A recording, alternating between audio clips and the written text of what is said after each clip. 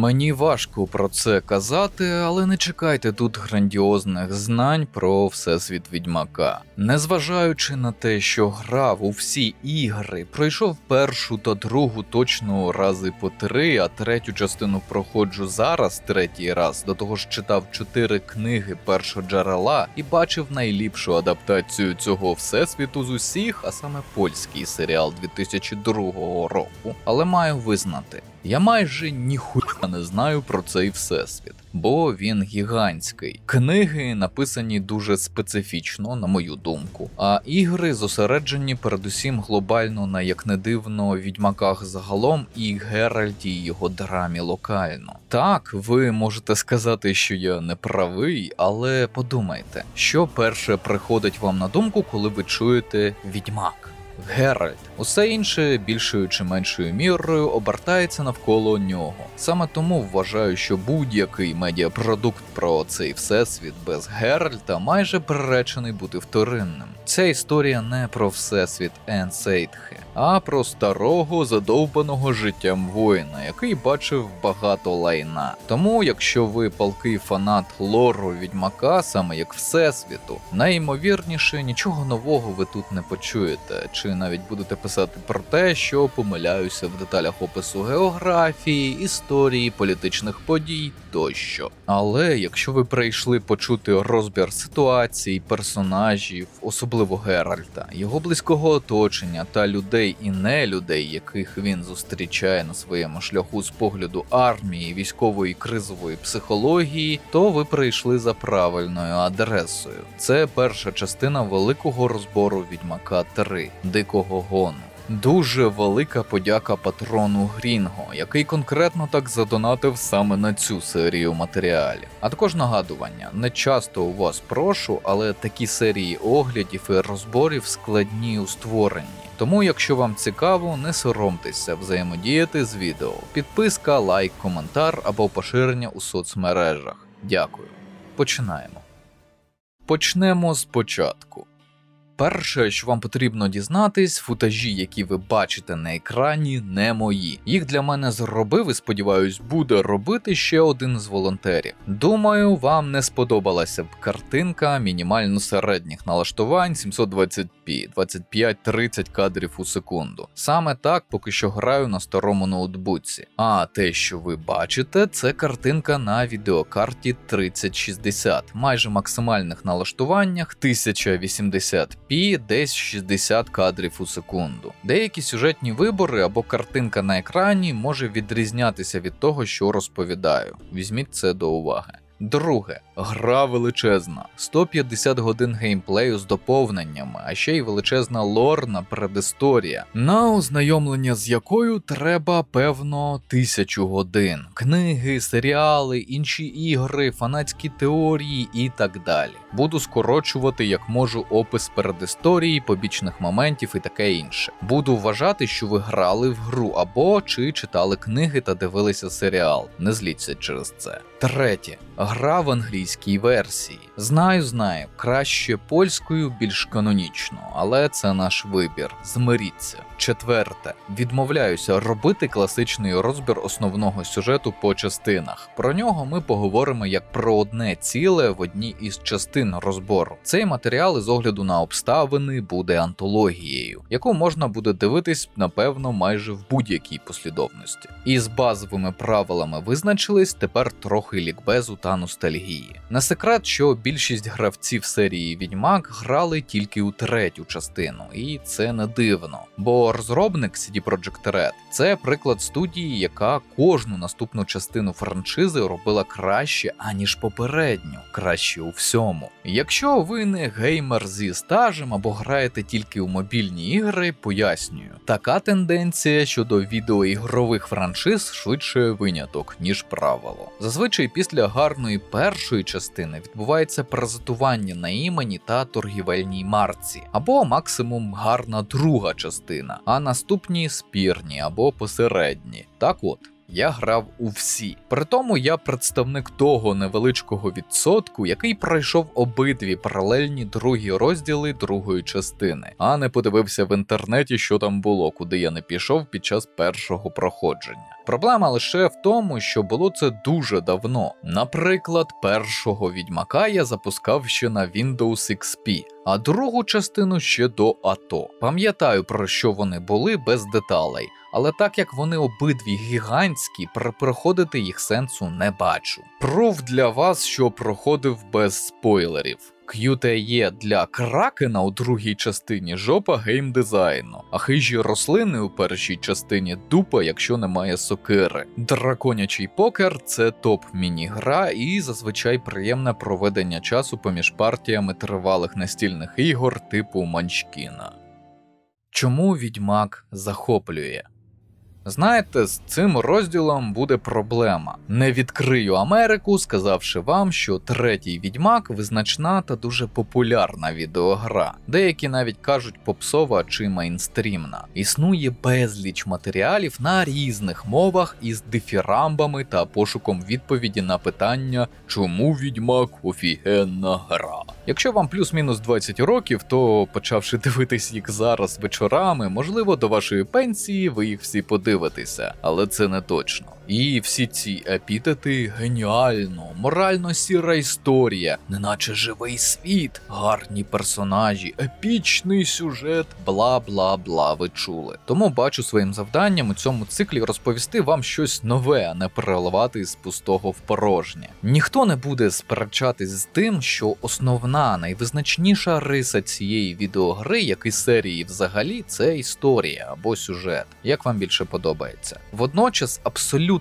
більшість оглядачів, якою б мовою ви не дивилися або не читали матеріали, кажуть про трагічну складову сюжету. Оця вся сіроморальність, страждання людей і нелюдей, локальні історії зубожіння і далі за текстом. Притому забуваючи або свідомо замовчуючи комічну частину сюжету, а її тут багато. Наприклад, у цій частині огляду дещо далі поговоримо про завербованого реданською армією троля в контексті дурної ініціативи. Так, комічного у Відьмаку не так багато порівняно із серйозним, але є системність його прояву, його висвітлення. І це офігеть як круто. Бо, нагадую вам, навіть у людини з хронічною депресією інколи бувають хвилини просвітлення, коли вона може сміятись, отримувати задоволення та хоч якось радіти життю. І гумор, ситуативний чи цілеспрямований, одна з важливих складових нашого задоволення та, як не дивно, виживання. Навіть у страшних трагічних ситуаціях бувають моменти хоча б чорного, але гумору. Згадайте, наприклад, скільки разів на цьому каналі було відео, у яких зазначав про традиційний воїнський, цинічний або чорний медичний гумор. І у Відьмаку такий є. Ба більше, він гармонійно доповнює свого значно більшого брата – трагедію, як жанр. Підкреслює її, тільки посилюючи віру в те, що такі події дійсно могли б відбутися в якомусь альтернативному всесвіті, де в класичному середньовіччі є магія. Але ні, оглядачі це ігнорують, бо це винятково серйозний тайтл, який треба просувати як серйозну історію. Ну, не знаю, автори. Можливо, ви почитаєте, що таке жанри в історії театру, про трагедію, комедію і трагікомедію. Можливо, навчитеся іронії, сарказму або навіть самоіронії. Їй-богу, таке відчуття, що максимум рівня гумору серед більшості оглядачів Відьмака – це щось на кшталт КВК, Ліги сміху чи посередніх стендапів. До того ж, я знаю, що зараз прийдуть поціновувачі українського стендапу, аби розказати, що я нічого в ньому не тямлю. На мою думку, поки що наш стендап скоріше мертвий, ніж живий, за певним винятком. Чому я ненавиджу Росію? Це те, що Росія вкрала в мене абсурд. Я раніше виступав виключно в жанрі абсурду. Виключно в жанрі абсурду. Все, що мене цікавило, якщо хтось був на Сольнику, який був тут, перед цим, то це там консьєржки-кентаври, які бігали по гуртожитку, розчинні туалетні втулки, все, що мене цікавило. А зараз я розумію, що який би я абсурдний жарт не придумав, а Росія існує абсурдніше. І я просто не зможу до цієї висоти. Бо одна справа – це придумати абсурдний жарт, а інша – це просто так існувати і жити. До прикладу, я придумаю якийсь абсурдний жарт і скажу, і ви такі посмієтесь, вам сподобається, але ви потім такі: ну, Вася, ну так абсурдно, але ж ми читали новину, де буряти вкрали з окупованих територій електрочайники і не взяли підставки, бо не знали, що вони теж треба.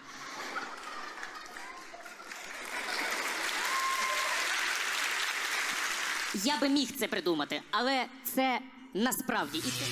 О, якщо згадали про комедію та абсурд. Він реально і помітно присутній у серії ігор Відьмака, особливо в цій частині. Майже весь можливий спектр гумору, який ви можете побачити, будучи воїном чи цивільним у зоні бойових дій, тут є як противага смутку, журбі та печалі. Це підкреслює хаос життя під час бойових дій, миттєвість подій і природу людської і не дуже сутності. Ось цей контраст, який існує і в нашій реальності, змушує вірити уже в цю нову ігрову реальність, занурюватись немов у альтернативну дійсність, яка, на жаль, дуже схожа на нашу безальтернативну. І тут зверну вашу увагу на річ, яку не помітив, проходячи цю гру що першого разу, що другого і навіть зараз. А саме на те, що Відьмак, у який грає цивільна людина, яка була поза контекстом війни, та Відьмак, пройдений тою самою людиною вже після війни, сприймається майже кардинально по-різному. На цю думку мене наштовхнув волонтер, який записує футажі. Він проходив тайтл до та після повномасштабного вторгнення, і його сюжетні вибори, ставлення до персонажів і взагалі історії змінилися. Деякі прямо на протилежні. До речі, ваша покірна автор-ящерка, тобто я, проходив Відьмака, якщо вам цікаво, перший раз буквально у бліндажі. Звісно, не весь тайтл, десь чверть, сесіями по півгодинки, іноді годині. А вже у ППД та у відпустці доприйшов нормально. Тому можу сказати, що мій погляд на події не змінився. Він же, волонтер, постійно стикався з дихотомією минулого вибору цивільного, який жив мирним життям, і теперішніми виборами цивільного, який втягнутий у війну і живе в ній. Так як майже третина історії гри, і це початкова, це історія окупації, лінії фронту, страждань цивільних, які звикли жити інакше, йому реально було важко не бачити в цих сценах Україну та кацапів, окупантів. Приміряючи до себе і своїх близьких подібні історії у сюжеті, він зіткнувся з багатьма неприємними думками. І тут хочу вам сказати важливу річ. Ігри не завжди мають викликати у вас тільки позитивні емоції, той самий славнозвісний позитив. Якщо це сюжетно орієнтований тайтл, розрахований на дорослу аудиторію, він, як і книга, і театральна вистава, може й іноді буде показувати вам неприємні речі. І ваше завдання їх відрефлексувати, стати, якщо не кращою особистістю, то сильнішою психологічно. Психологічний стан якої вже не підкосить згадування подібних тем. Але знову таки, за умови, якщо історія написана гарно і в неї хоча б трошки, але віриш. Як тут. Головний герой лише підсилює зазначене. Напевне, основною характеристикою Геральта, яка є геніальною і простою своєю суттю, є те, що він не персонаж. І не протагоніст. І не аватар гравця. Він свідок. Якщо прибрати його основну професійну діяльність, саме полювання на чудовиськ, що залишиться у підсумку? Ким стане Геральт? Лише спостерігачем. Сумнозвісний принцип білого вовка, нейтральність щодо людей, політики, моральних дилем тощо. Принцип необрання зла, як меншого, так і більшого. У книгах і протягом правильної польської адаптації і відеоігр Геральт здебільшого не обирає сторони у конфлікті, не заглиблюється далі у дискусії, аніж надання в'їдливих коментарів, не робить нічого, що можна було б назвати активною громадянською позицією. War is not exactly going our way. We have a side. The Northern Realms. Radovid's realms, don't you mean? Temeria and Edirn are no more. Бо сюрприз, він не громадянин якоїсь держави, він своєрідний апатрид. Особа без громадянства, без батьківщини. Ламається цей принцип нейтральності лише заради самооборони або на користь близького оточення, друзів і коханої або коханих. І то зазвичай самому Геральту це не подобається. Що він не забуває зазначити, і це повністю виводить його з доволі специфічної індивідуальної зони комфорту відьмака. Ну і необхідно зауважити, що цей принцип нейтральності також зламують сценаристи третьої частини десь із середини гри. Зазначу, не персонаж ламається у своєму образі, а сценаристи створюють обставини, коли йому доводиться обирати між своїм принципом невтручання і життями тих, ким він дорожить. Це важливо, бо не знищує образ. Історія не падає у колодязь графоманії з назвою Мері Сью. Щодо адаптації Netflix і чому не вважаю її каноном і не буду розглядати. Пардон, Генрі Кавіл гарний актор і навіть геймер, але він єдине, що нагадує мені про Відьмака в екранізації від Netflix, і навіть за однією з версій не витримав графоманії сценаристів і пішов, що якби натякає на якість і дотримання сеттингу шоуранерами. Звісно, вам може подобатись ця адаптація, і це окей, це ваш смак і вибір. Водночас мій вибір не зважати на адаптацію від Netflix у розборі. Троль. Ініціатива в армії. Ця історія ідеально вписується в те, що раніше говорив про трагікомедію та абсурдний гумор. І якщо ви колись читали бравого вояка Швейка, можливо, вона не здасться вам унікальною і крутою. Але я нагадую, що новітнє покоління навряд чи знає про легендарного вигаданого персонажа Першої світової війни. Отже, у світі Відьмака є відносно розумні магічні істоти. Чому відносно? Бо їх інтелект на досить низькому рівні, а словниковий запас десь у районі Елочки-людоїдки з відомого роману «12 стільців». Тому спілкуватися з ними можливо, але це однаково, що спілкуватись з представниками найвіддаленіших племен Тундри, Меланезії, згадайте культ Карго, чи Африки, які живуть традиціями своїх предків і відкидають сучасні традиції, право, мораль і науку. І одне з таких створінь – скельний троль, що живе на невеличкому острові біля Оксенфурта,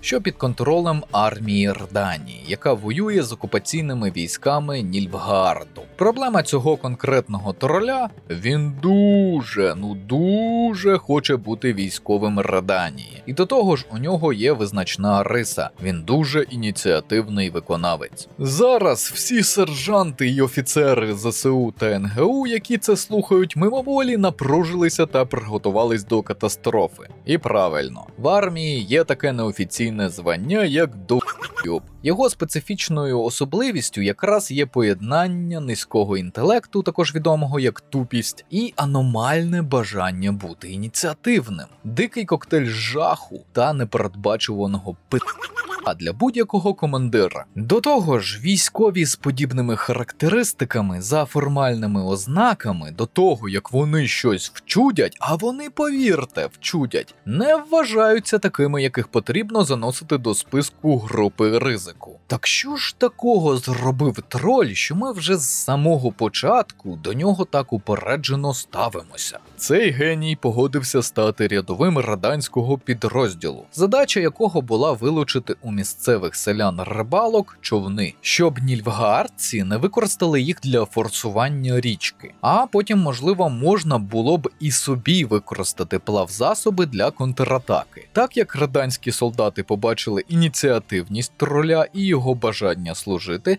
вони присвоїли йому звання, наказали йому пильнувати човни, аби не робити це самим, захищати їх від обурених селян. У той же час самі солдати всілися бухати поряд. Пізніше, як і думали солдати, до цього місця припхалися селяни, які залишилися без засобів на існування та роботи. Ініціативний троль, поки його дружбани лежали на лигані в непритомному стані, вирішив захистити нову армійську власність і вробив режим берсерка. Вбив всіх селян, які не встигли втекти, а також у процесі потоптався по тілам п'яних солдатів. Це призвело до травм, несумісних з життям. От я вам це все розповідаю, і у мене в голові враження, наче я пишу чергове службове розслідування часів АТО про аватарів. Серйозно, у старих подкастах ще на таку дичину можна послухати, яка дійсно відбувалася і призводила до до травмувань, втрат військового майна, поранень та іншого д***бізму.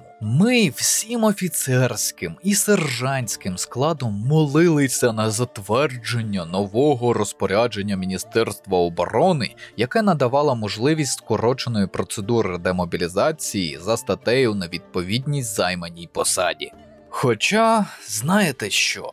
Витратив трохи часу, і ось вам як буде виглядати частина службового розслідування про інцидент на безлюдному острові. Повна версія як бонус буде на Патреоні та BuyMeACoffee для підтримуючих будь-якого ступеня підписки. Але якщо ви думаєте, що історія троля цим закінчилася, ви дуже наївні. По-перше, троль як порядний солдат очікував, що йому будуть видавати пайок. І несправедливо, що його товариші померли та не надали йому їжу відповідно до штатного розпису та продовольчого табелю. Тому він просто почав готувати їжу із підніжного корму, тобто мертвих солдат і селян у його випадку. По-друге, троль залишився одним єдиним вартовим, якому інколи потрібно спати. Оскільки його заміна на посту стала його їжею, троль вирішив це питання ініціативно, згідно зі всіма настановними документами та статутами. Він розібрав човни та зробив із них дерев'яний форт укріплення. Цитуючи цього геніального військового, «Човни тепер захищають човни». Логічно? Логічно. А те, що ними, можливо, буде треба скористатися під час контратаки, то це ще коли буде. Єдине, що непокоїть нашого бравого військового, форт незавершений і не відповідає інструкціям про зведення оборонних споруд підрозділу в обороні. Йому потрібний герб армії. Для цього треба фарба та художник. Оце і є завдання відьмака від новоявленого представника радянського армійського корпусу. Знайшовши фарби та відпрацювавши халтурку маляром-штукатуром, Геральт тепер може претендувати на зарахування до архітектурного факультету Оксенфордського університету з рекомендацією і грамотою від радянської армії. Червоний мор і Катріона. Ковід світу відьмака. Вітаю вас з досить значною подією, яка пройшла повз багатьох з нас. Ковідні карантинні заходи скасовані. Так, розумію, деяким буде смішно це чути, бо ми нині живемо в іншій реальності. Але я просто хочу нагадати, що світ пережив це страшне явище, яке в нас просто затьмарило повномасштабне вторгнення. Тільки за офіційною статистикою цією хворобою перехворіло 5,5 мільйонів українців. Летальність досягла 112 тисяч людей. Водночас мої знайомі лікарі кажуть, що у статистику не увійшло чимало летальних випадків через коморбідні захворювання. І, звичайно, не входять наслідки ковіду. Це, наприклад, коли людина померла не безпосередньо під час хвороби, а згодом через важкий перебіг ковіду. Так що офіційна статистика, на жаль, не передає всі реальні цифри. І знову таки дякую всім, хто свого часу дослухався до мене та інших працівників сфери охорони здоров'я, носив маски, зберігав дистанцію, дотримувався інших карантинних заходів під час хвиль пандемії, допомагав іншим. Це все якраз і змогло знизити піки захворюваності. Якби не окупанти-росіяни, саме це ми б вважали найтрагічнішою ситуацією за останні кілька десятків років після аварії на Чорнобильській АЕС. Вдумайтесь, більше 100 тисяч смертей від одного захворювання. І мені приємно, що розробники Відьмака теж це визнають. Якщо говорити глобально про пандемію, і створили для вже давно зробленої гігантської гри досить таки великий квест. Багато хто вхопився за те, що його історія створена тільки для введення в гру броні старих відьмаків, тобто референс до серіалу від Netflix. Водночас сама суть історії обертається навколо страшної хвороби пандемічного характеру, червоної смерті, вона ж Катріона, яка доволі схожа на ковід, іспанку, чуму та інші подібні пандемічні катастрофи. До речі, тут в мене якраз є проблеми з розумінням лору. Згідно з каноном, Катріона – чума, занесена у світ Енсейтхе Цірілою через її стерпки у просторі та між світами. А цей квест цьому суперечить, показуючи, що хвороба є фактично рукотворною і є формою сильного прокляття від селян, які хворіли декілька століть тому. Їх силоміць помістили у нелюдські умови і закрили в шахтах на карантин. Тобто, у створенні сильного штаму Кетріони винні священники, що зачинили людей, які зі свого боку перенесеними стражданнями та ненавистю до церкви створили дух червоної смерті. Тому в мене є питання як до походження Кетріони, червоної смерті, так і до інших пов'язаних з нею. Викликаю пояснювальну бригаду у коментарі. Але сенс завдання залишається, і він полягає у референсі розробників не тільки до пандемії та способів її придушення, а й у ставленні до цього людей. Відчай священників і лікарів, які не могли стримати пандемію ніяк інакше, як закрити людей у ямі смерті, де вони гнили заживо. Страх, біль, нерозуміння і ненависть хворих. Поодинокі подвиги окремого лікаря та відьмака, які пожертвували собою заради інших. Це все посилання до страшного часу, початку та вирування ковіду. Певно, навіть якась рефлексія сценаристів. Дуже атмосферна історія, найімовірніше заснована, на жаль, на нашій реальності. Прокляття як кримінальний вирок. До цієї теми теж нечасто звертаються оглядачі серії «Відьмак», а саме, що було б, якщо прокляття мали реальну силу як наслідок дії окремих людей. І знову в нас питання причини й наслідку, про які зазвичай згадують лише як про абстрактну карму. За цих обставин інформаційне послання розробників, на мою думку, значно глибше. Питання відповідальності за дії. І основне тут саме слабкість індивідуума, який стає провідником прокльону. Це, наприклад, селяни, зґвалтовані жінки, привиди ненароджених дітей або жорстоко вбитих людей. Ті, хто не має інших методів боротьби та за загальними правилами світу ті, хто просто має терпіти знущання і свою жорстоку долю. Вигадана магічна складова лише дає їм інструмент висловлення та покарання свого кривдника. Ви, напевно, зіставите це у власних думках із нашою дійсністю, але будете праві лише частково. Бо, ви це знаєте, про питання справедливості та покарання злочинців думали сотні і тисячі поколінь наших предків. Починаючи від стародавніх законів Хамурапі «око за око, зуб за зуб»,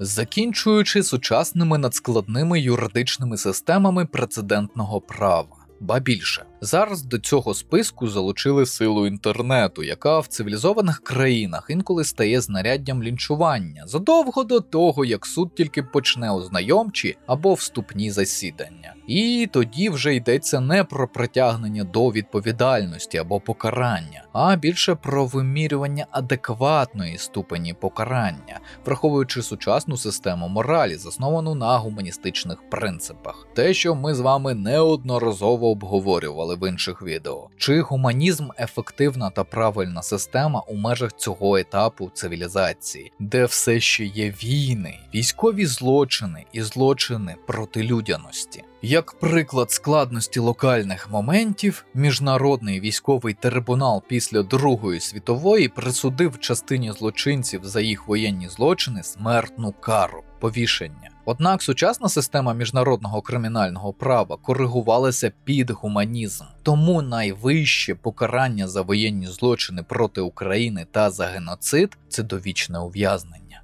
Чи справедливо це? Я так не думаю. Але повертаючись до основного питання. Прокляття – це якраз спосіб оминути несправедливість, коли злочинець, який вчинив страшний злочин, залишається непокараним. Коли немає суддів і навіть слідчого, який встановив би, що злочин взагалі був. Бо, нагадую, на територіях північних королівств відбувається вторгнення імперії Нільфгаарду. Максимально хаотичний час насилля і жорстокості, панування права сильного. Ви нараз побачите приклади страти полонених, мародерства, грабунку цивільного населення, величезну кількість статевих злочинів, тортури і багато іншого. Уже згадував, що для цивільного, який пережив повномасштабне вторгнення москалів і проходить цю частину Відьмака зараз, вона набуває зовсім інших сенсів і наштовхує на інші думки, не такі, як у минулому. І одна з них, якби прокляття існували, у яке коло пекла, згенероване люттю та ненавистю жертв агресії, провалилася б Росія, і скільки сотень тисяч років там у котлах би пеклися чорти. Водночас у всесвіті Відьмака, як правило, є плата за створення прокляття, бо це сильна магія, яку люди опановують, натомість віддаючи щось, найчастіше абстрактну чи реальну частину людяності. Одне з питань, яке мене непокоїло, коли проходив завдання, пов'язані з такими проклятими монстрами, як на екрані, було те, наскільки ж гидкими і страшними зробили їх талановиті поляки. Ну, подивіться на цей страх божий. Бррр. І все одно, вибираючи спілкування з цією страшною пані або якимсь типовим окупантом, він буде огидніше і мерзенніше. Як так виходить? Загадка природи, певно. Графічні технології просто не можуть передати у наш час всю мерзенність реальності. Інший вид проклять, показаний у грі, це прокляття як захист чогось або когось. Зазвичай їх активує тупість або жадібність. Золото дурнів, напевно, еталон історії цієї теми. Аби не показувати вам весь сюжет, просто застосуємо магію монтажу. Добрий вечір. Що вам колодязь вичистить? В общем, у нас чоловіче добре, дуже велике горе случилось. Ну. Ой, я не знаю, як вам і сказати. Кажіть, мені той колодязі мені чепуха. Пішла жінка пореться в сарай, Ну. а ми, зараз вода додавалася, і кроти замулили в колодязь. Поняв. І не забули закрити кришку. І вибігла порося і впала в колодязь, блядь. Йолки-палки. І ми не знаємо, що робити вже, билися, блядь, що ми вже тільки жінки. Так воно зробили. втопилося. Оце чоловіче добре, ми не знаємо, воно ж кричить там, блядь, чи воно мене там поламало, чи ногу, чи руки, блядь, воно лежить, хто на що робить, ми не можемо його витягти. Що нам робити? Та пойди, он Максимом поїдемо. У Степухи я доїду. А що, то поїдемо. Полтавська область. Да, Лохвицький район. А що? Ми, якщо так може, ми приїдемо і самі машиною вас заберемо. Нам аби б його витягти, як його витягти, ми не знаємо, Так що давайте робити. ми... Його є це. Він, Чуєш? Та в нас є вірьовки хороші. я кажу, що все є. Все є, да. Коротше так, як вас звати? Андрій, Андрюха, ти приїжджай завтра. А ні, не завтра. Чого? Немедленно треба їхати. Немедленно. Утром рано, Ні, зараз його на в погріб, ти розумієш, Та не погріб, та колодязь. так у колодязь упало, воно живе. Така, я приймаю. А фонарик у мене де? До утра воно пропаде. Його зараз треба їхати. я вже тоді думаю, якщо що, так може тоді його вже там тоді закулити, та вже якось так витягнемо, блядь, воно ж... Я у колодязі я не заколю. А я. Ти заколиш? Ми тебе впустимо? Да. Ну і все тоді. Ну ви зробите, да? Звісно, зроблю. Ага, Да. скажіть, бо жінка у бока б'є. Що ви хоч візьмете за це, скажіть? Примерно хоча б. Бачиш, Так. конечно. Почистить колодязь, а як же? Почистить колодязь треба. 3 тисячі я візьму. Оце витягнете порося і Да. почистите 3 тисячі. Да. Ви согласні? Согласен, ми вам і їсти дамо. Нас Ну і все наготовлено. тоді. Хорошо, спасибо вам. Пішов я тоді до хазяйки, я дзвонитиму. Спасибо, Хорошо, хай вам Бог тоді. здоров'я дає. Кривавий барон. Трикутник долі.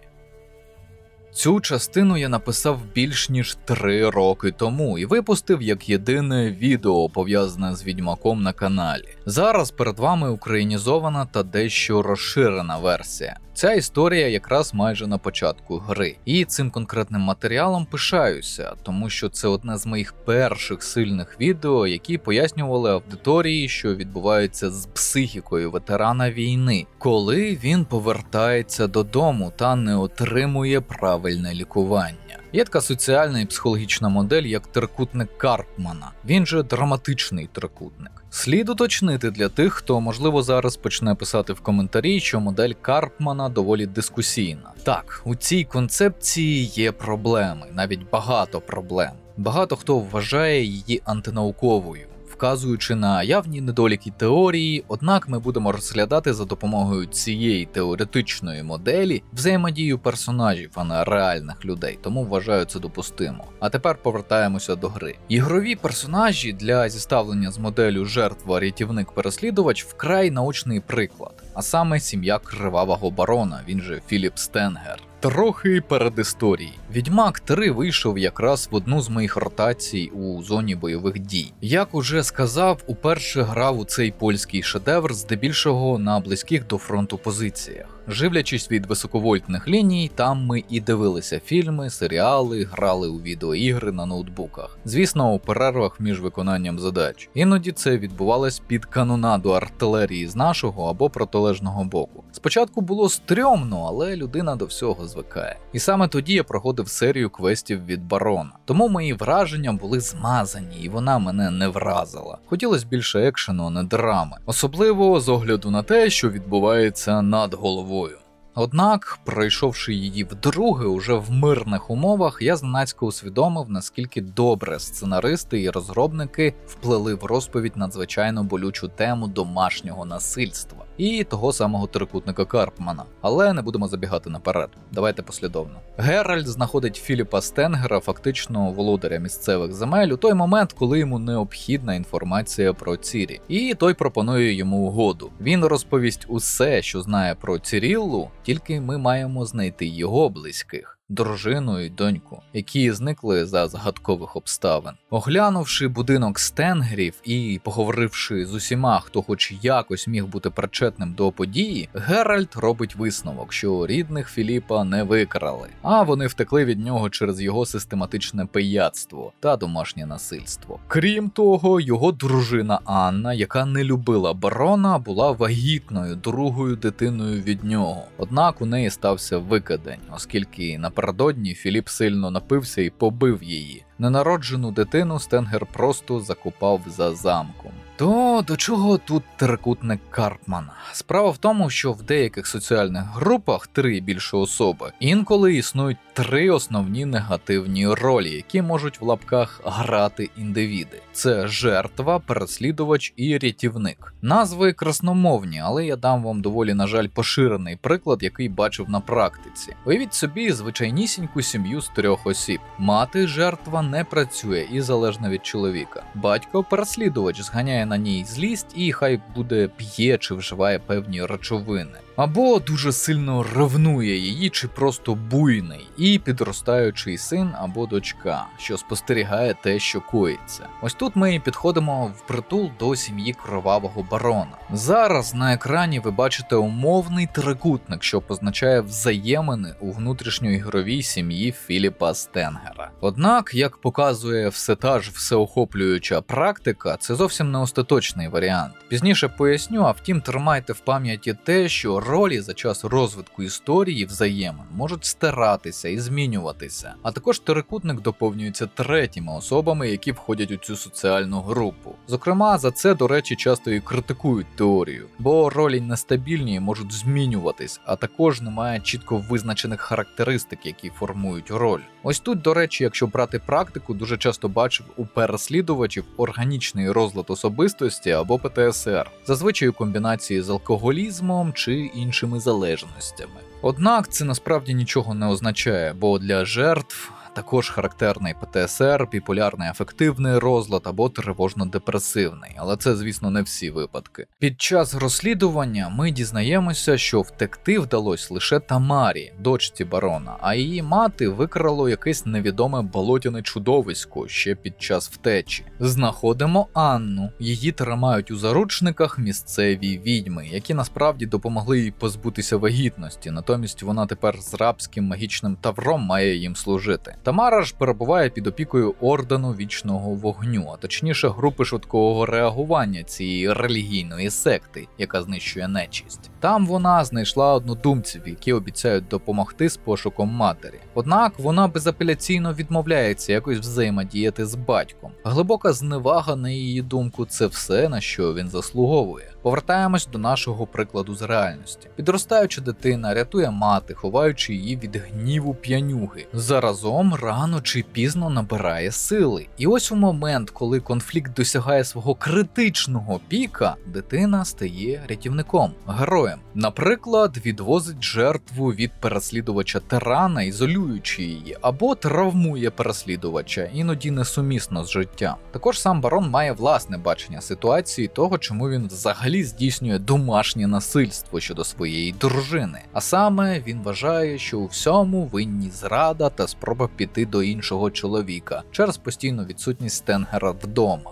Не забуваємо, що до того, як він став начебто домашнім хазяйновитим лордом-інтровертом, він славно повоював за Темерію і є ветераном багатьох воєнних кампаній. І ніби як ветеран ветерану я маю йому співчувати. І поляки постаралися. Барон дуже неоднозначний, багатогранний та харизматичний персонаж, якому важко не співпереживати. Навіть якби я сам не був військовим і не розумів, що таке посттравматичний стресовий розлад. Безумовно, поведінка персонажа просякнута ним, і так само його опис іншими внутрішньоігровими методами. Я зустрічав багато пар, які переживали важкі часи саме через зміну особистості чоловіка після пережитих бойових дій після війни. Дружини часто зізнаються, що не бачать ту людину, з якою вони жили, яку вони знали до війни. Для них чоловік ніби перетворився на різкого, недовірливого параноїка, на того, хто кричить ночами, бачачи кошмари, на замкнену в собі особистість, яка ділиться наболілим з побратимами, а не з нею. Зазвичай тріщина у стосунках відбувається після спаду ейфорії через успішне повернення ветерана, наче здорового з погляду фізіологічного здоров'я з бойових дій. Саме тоді дружина помічає зміни у поведінці чоловіка. Моя особиста статистика, на жаль, дає розуміння, що не всі подружжя переживають цю кризу успішно, деякі розпадаються. З іншого боку, я як гравець точно не можу допомогти Філіпу своїми знаннями з реальності, адже наш герой Геральт не психолог, а, як уже згадував, більше свідок усієї історії. Він лише провідник у цій у багатьох аспектах трагічній історії. Все-таки відьмаку вдається своїми методами змусити барона покаятися, бо ненароджена дитина Анни ось-ось має стати потерчам, чудовиськом, яке переслідує тих, хто винний у його смерті. Геральт знав два способи, як за допомогою монстра відшукати зниклих. Геральт міг би з допомогою ворожбита використати кров убитого потерчати задля пошуку його рідних. Або зробити нездійсненне і перетворити чудовисько на духозахисника сім'ї. Сам барон віддає перевагу другому способу, тому що не хоче, аби його дитина продовжувала страждати.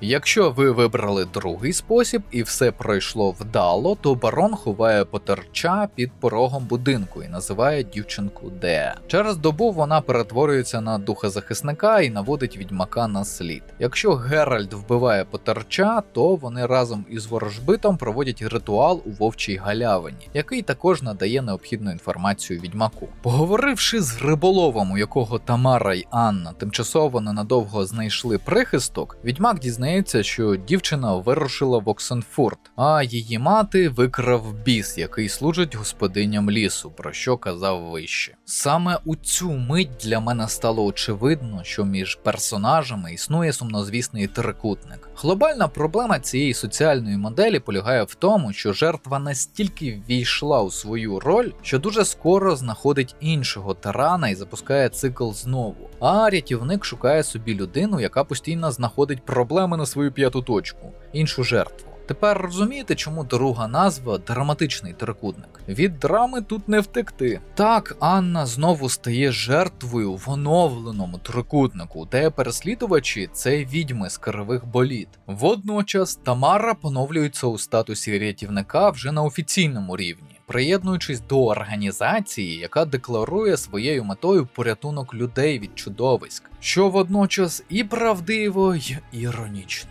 До речі, таке і подібне дійсно трапляється, коли дитина, яка захищає матір від батька або, наприклад, інших дітей від хуліганів, ставить собі за мету потрапляння до правоохоронних органів, прокуратури чи суду, вважаючи себе ідеальним виконавцем принципу верховенства права і втілення справедливості. Насправді це не зовсім так. Вони навпаки можуть підривати репутацію цих державних інститутів через прийняті на посаді рішення, продиктовані гострим відчуттям соціальної справедливості, яке не завжди дорівнює закону та його принципам. Так у в'язницях з'являються люди, які не скоїли злочини, а ті, на провину яких вказують лише непрямі докази. Справжні рятівники з них просто погрозами вибивають зізнання, іноді насильством.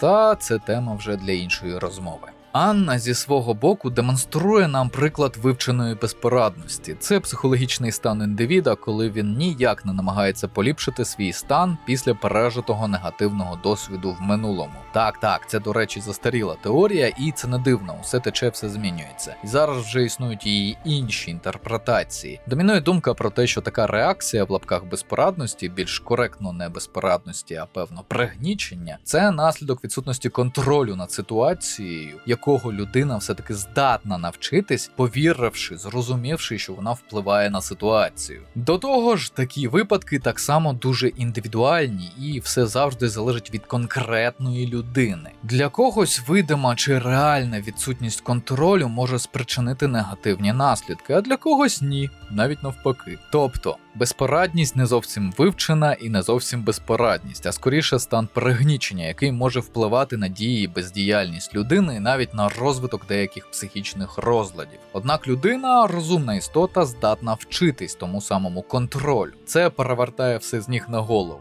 А на практиці, скажімо так, згідно з цією теорією, наша жертва просто ще не навчилась контролювати ситуацію і пливе за течією. Або варіант номер 2, вона вірить у те, що сама створила цю ситуацію, і що вона її контролює, і що вона сама хоче, щоб їй було погано. Дуже змінився сенс ситуації в реальності. Правда, не дуже. Масло у вогонь підливає, як правило, системний газлайтинг переслідувача, що, на мою думку, тільки погіршує ситуацію, ускладнюючи відокремлення жертви і переслідувача. Зазначу, це не виправдання насильства, а розкриття причин, чому такі жахливі ситуації взагалі відбуваються. Тут ми наближаємося до розв'язки. Барон востаннє просить відьмака про послугу. Допомогти повернути його дружину, яка все ще в полоні відьом. Відьмак може знову навідатися на криві болота разом із ним. Там вони також зустрічають загін мисливців на відьом разом із Тамарою. З їхньою допомогою відьмак і солдати барона справляються з монстрами, яких насилають господині лісу, і навіть вбивають їхнього біса. Залежно від прийнятих Геральтом рішень в іншому ланцюжку завдань про те, чи звільнив він заточеного в коренях дерева духа, результат подій на болотах може бути різним. Якщо Анна виживає, то барон вирішує, щоб там не стало, допомогти дружині, розум якої сильно потьмарився через смерть дітей, за якими вона наглядала в притулку на болотах. Тому барон залишає Велен у пошуках цілителів. Якщо ж дітей було врятовано, на Анну наклали прокляття, після зняття якого вона ненадовго опритомнює, але потім помирає. Тут важливо поговорити про долю Тамари. Ще один важливий фактор, про який не варто забувати, а саме особиста егоїстична зацікавленість героя бути таким. Бо, по суті, в діалогах барона і Тамари ми дізнаємось, що якраз доньку Філіп у своєму сп'янілому стані не чіпав, та й взагалі здував з нею пилинки. Усі найкращі подарунки, поведінка, повага його підлеглих у неї були, можливо, навіть із надлишком. То чому Тамара прагне втекти? По-перше, небагато хто з людей захотів би жити з людиною, яка має тяжкий психічний розлад, яка при тому має алкогольну залежність і водночас має абсолютну владу над кількома десятками головорізів. Навіть будучи улюбленим родичем такої людини, це як як мінімум лякає своєю непередбачуваністю. По-друге, відповідь у суті поведінкової моделі рятівника. Жадоба визнання її як героя. І мати, яку в цьому сюжеті рятують, має тут радше вторинну роль об'єкта, а не суб'єкта. Зазвичай емоційна прив'язаність переслідувача має сильніший взаємозалежний зв'язок із жертвою, аніж у героя з нею ж. Знову таки вона формально показує своїм новим покровителям, яка вона молодець, намагаючись допомогти матері. Місію, на її погляд, виконано. Тепер можна шукати новий спосіб для самоствердження. Анна ж в іншому варіанті кінцівки, де вона виживає, повертається до свого чоловіка, барона. Там це пояснюють глибокою психотравмуючою ситуацією, яка спричинила психічний розлад. У реальності ж за схожих обставин жертва повертається до переслідувача-тирана дещо з інших причин. По-перше, це та сама в лапках вивчена безпорадність або вивчений контроль, як вам буде зручно, про який розповідав дещо раніше. По-друге, глибоко взаємозалежні стосунки таких пар. Це дивно звучить, але через розлуку і переслідувач, і жертва проявляють гостре почуття нестачі одне в одного. Це нездоровий вияв нашої психіки у стосунках, коли біль, неважливо психологічний чи фізичний, а часто обидва, приносять збочене задоволення обом сторонам. Порівняти таке можна хіба що із залежністю від психоактивних речовин або алкоголю. На превеликий жаль, реабілітація таких сімей або людей, що розійшлися, дуже недешева справа і тривала. Звісно, можна сказати, що подібним займаються соціальні служби, але з мого досвіду вкрай мляво і безініціативно. Це у нас називається битовуха. Але, на щастя, з прийняттям Стамбульської конвенції таких випадків стало менше. Принаймні так мені повідомляли знайомі працівники соціальної сфери.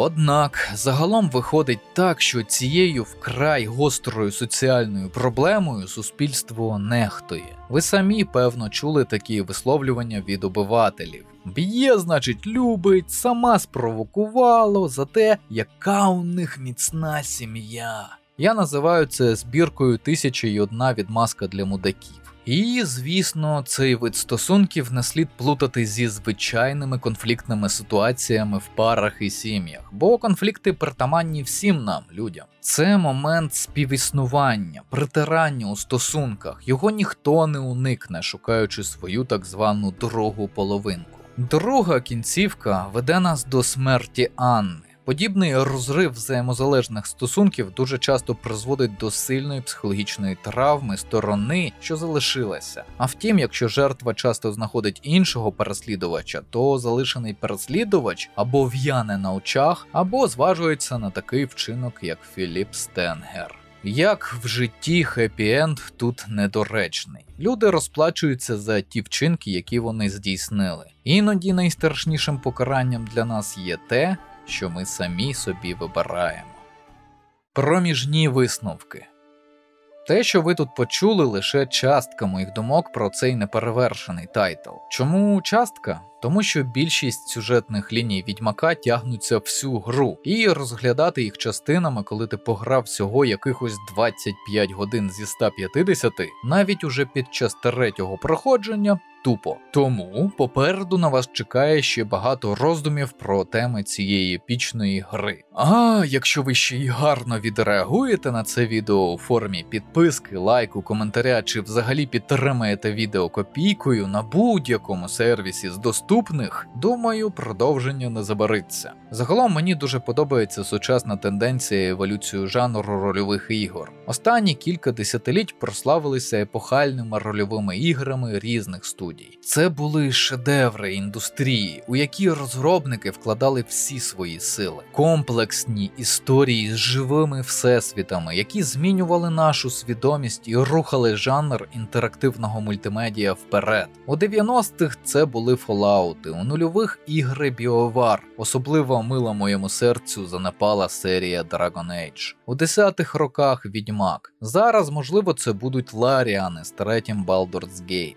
А я нагадую, саме BioWare робили перші 2 частини. Кожен раз, коли епохальна студія виснажена і вже не може робити круто, на її місце приходять інші. Ті, яких надихнули попередники, і вони піднімають планку цього жанру вище. Створюють ще більш комплексні, наповнені сенсом історії, граючи в які ти розчиняєшся в моменті і знову відчуваєш себе тою самою дитиною, свідомість якої ще не наповнена знаннями про світ, філософськими роздумами, сенсами. Усе складніше охопити це відчуття через величезну прірву життєвого досвіду. Але, на щастя, ця гра і подібні до неї вище перераховані, якраз ті, які можуть викликати подібне відчуття. Багатогранні. Так, саме це слово, напевно, буде доречним. Щось ця пригода вам точно принесе. А зважаючи на смішну ціну гри та всієї серії на розпродажах,